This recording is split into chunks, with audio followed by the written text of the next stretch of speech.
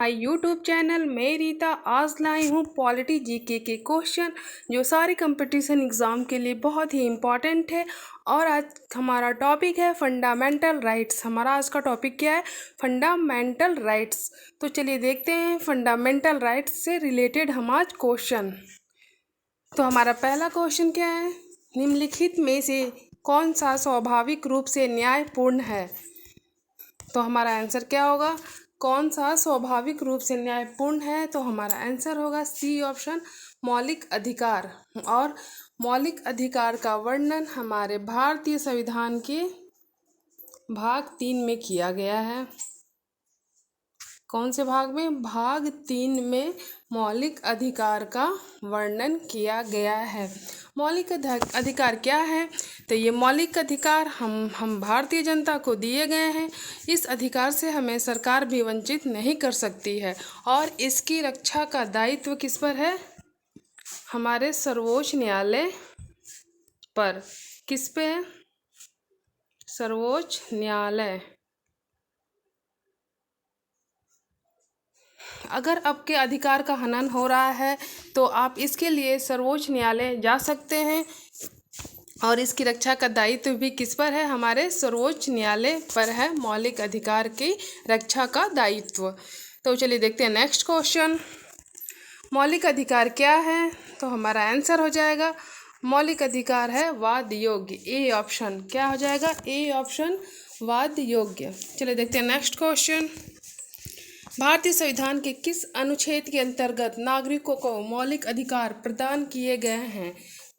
कौन से अनुच्छेद से लेकर कितने अनुच्छेद तक हमारे मौलिक अधिकार हैं? तो हमारा आंसर हो जाएगा बी ऑप्शन, 12 से 36। अनुच्छेद 12 से 35। अनुच्छेद 12 से कितने तक है? 35। फिर देखते हैं नेक्स्ट क्वेश्चन।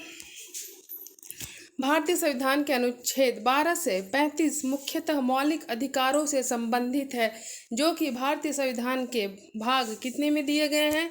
तो हमारा आंसर हो जाएगा सी। क्या आंसर हो जाएगा हमारा? हमारा आंसर हो जाएगा सी, भाग 3 में।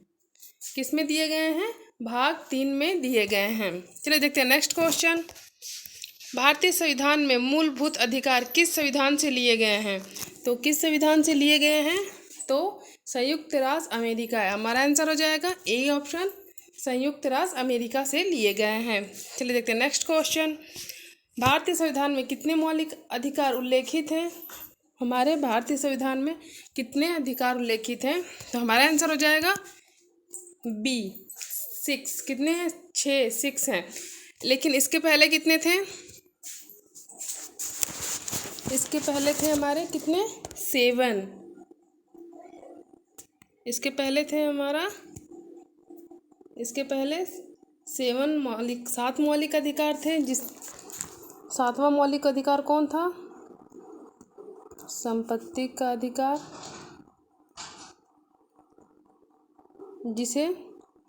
जिसे हटा दिया गया कब? 44वें संशोधन द्वारा। कितने? 44वें संशोधन द्वारा 1978 को। अभी तो हमारे 6 हैं। इसके पहले 7 से संपत्ति का अधिकार, लेकिन संपत्ति के अधिकार को कब हटा दिया गया? 44वें संविधान संशोधन द्वारा 1978 को इसे हमारे मौलिक अधिकार से हटा दिया गया और इसे कौन सा अधिकार बना दिया गया?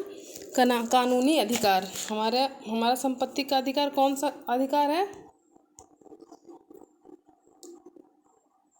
संपत्ति का अधिकार कौन सा अधिकार हो गया? ये कानूनी अधिकार। कानूनी अधिकार। और इसे कौन सा अनुच्छेद में रखा गया है? तो हमारा आंसर हो जाएगा 300, अनुच्छेद 300A। 300A अनुच्छेद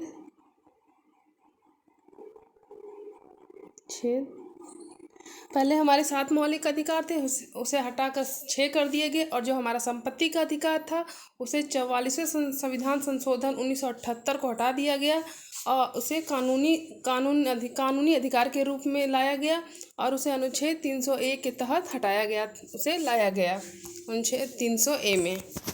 चलिए देखते हैं नेक्स्ट क्वेश्चन। प्रारंभ में कितने मौलिक अधिकार दिए गए थे? प्रारंभ में कितने मौलिक अधिकार थे? तो हमने ऊपर देखा कितने थे, 7। देखते हैं नेक्स्ट क्वेश्चन। भारतीय संविधान के भाग 3 में दिए गए मौलिक अधिकारों के विषय में एक महत्वपूर्ण तथ्य ये है कि, कौन सा महत्वपूर्ण तथ्य है? हमारा आंसर हो जाएगा डी ऑप्शन, वे संसद तथा राज्य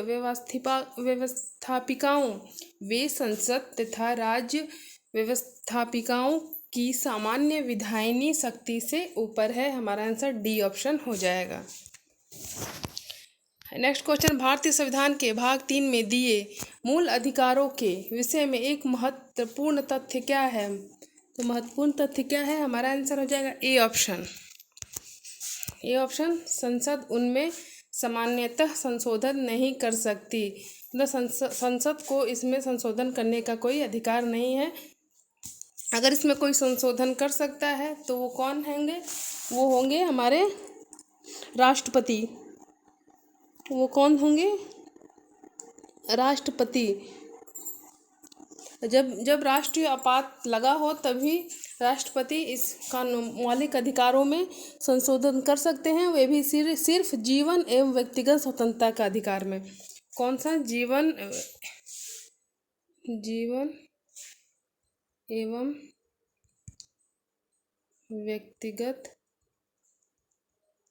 स्वतंत्रता का अधिकार। ताकि अधिकार में कब कर सकते हैं?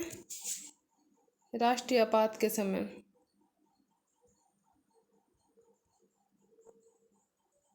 राष्ट्रीय आपात के समय। चलिए देखते हैं नेक्स्ट क्वेश्चन। भारत में मौलिक अधिकारों के संबंध में निम्न पर विचार कीजिए। निम्न पर विचार कीजिए। हमारा आंसर हो जाएगा पहला तथा दूसरा सही है। पहला क्या? यह राज्य कृत्य के विरुद्ध एक गारंटी है, सही है। यह संविधान के भाग 3 में सूचित है, सही है। ये हमारा पहला और दूसरा ऑप्शन क्या है? सही है। तो आंसर क्या हो जाएगा हमारा?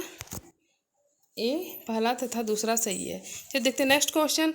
भारत का संविधान निम्न संरक्षण नहीं देता है। निम्न में से क्या संरक्षण वो नहीं देता है? तो हमारा आंसर हो जाएगा सी ऑप्शन।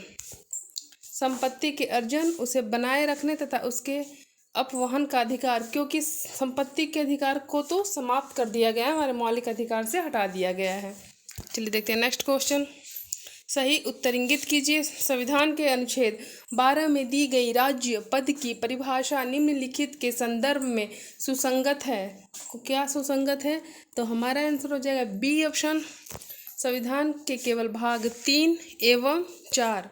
संविधान के केवल भाग 3 एवं 4। देखिए नेक्स्ट क्वेश्चन।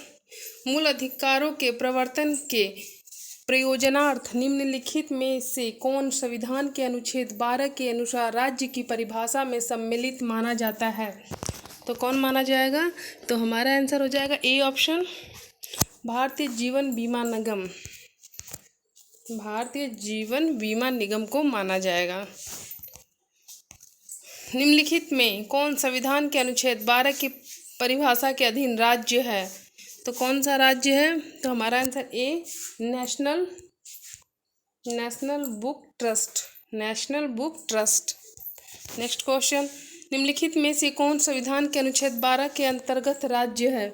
तो कौन सा राज्य है? तो हमारा आंसर हो जाएगा D option D, Delhi stock exchange. Delhi stock exchange. चलिए देखते हैं नेक्स्ट क्वेश्चन। मूल अधिकारों के प्रयोजन के लिए शब्द राज्य में सम्मिलित नहीं है। कौन सा सम्मिलित नहीं है? तो हमारा आंसर हो जाएगा डी ऑप्शन। हमारा आंसर क्या हो जाएगा? D option, institute of constitutional and parliamentary studies. चलिए देखते हैं नेक्स्ट क्वेश्चन। निम्न में से कौन संविधान की धारा 12 के अंतर्गत राज्य की परिधि में नहीं आता है? तो कौन नहीं आता? एक भगवान की मूर्ति। एक भगवान की मूर्ति नहीं आती है राज्य की परिधि में। Next question. निम्नलिखित में से कौन सा भारतीय संविधान के अनुच्छेद 12 के अंतर्गत राज्य नहीं है? तो कौन सा अनुच्छेद 12 के अंतर्गत राज्य नहीं है? तो हमारा आंसर हो जाएगा सी ऑप्शन। हमारा आंसर हो जाएगा C option, British Airways Corporation. हमारा आंसर क्या हो जाएगा? C option. चलिए देखते हैं नेक्स्ट क्वेश्चन।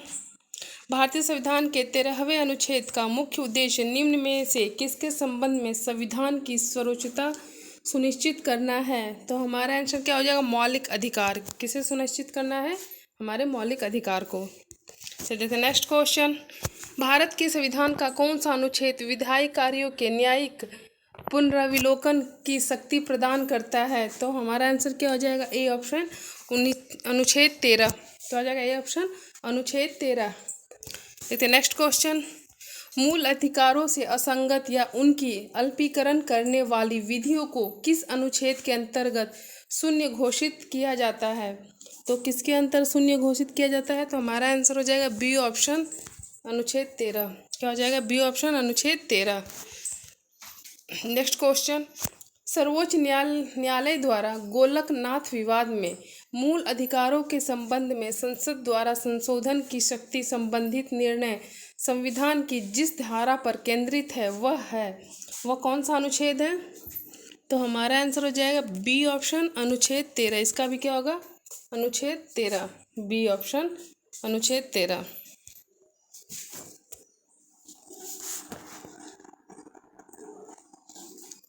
चलिए देखते हैं नेक्स्ट क्वेश्चन। निम्नलिखित में से किस वाद में उच्चतम न्यायालय ने यह व्यवस्था दी कि संवैधानिक संशोधन भी भारत के संविधान के अनुच्छेद 13 के अधीन विधि है जिन्हें मूल अधिकारों से असंगत होने पर शून्य घोषित किया जा सकता है? तो हमारा आंसर क्या हो जाएगा? बी ऑप्शन, गोलकनाथवाद। क्या हो जाएगा? बी ऑप्शन, गोलकनाथवाद। चलिए देखते हैं नेक्स्ट क्वेश्चन। निम्नलिखित में से किसे द्वितीय पीढ़ी का मानव अधिकार समझा जाता है? निम्नलिखित में से किसे द्वितीय पीढ़ी का मानव अधिकार समझा जाता है? तो हमारा आंसर हो जाएगा डी ऑप्शन, समता का अधिकार। क्या हो जाएगा? डी ऑप्शन, समता का अधिकार। तो चलिए फ्रेंड्स, आज के लिए बस इतना ही। अगर हमारी वीडियो आपको अच्छी लगे तो हमारे चैनल को सब्सक्राइब कीजिए, अपने दोस्तों के साथ शेयर कीजिए। Okay bye, thank you.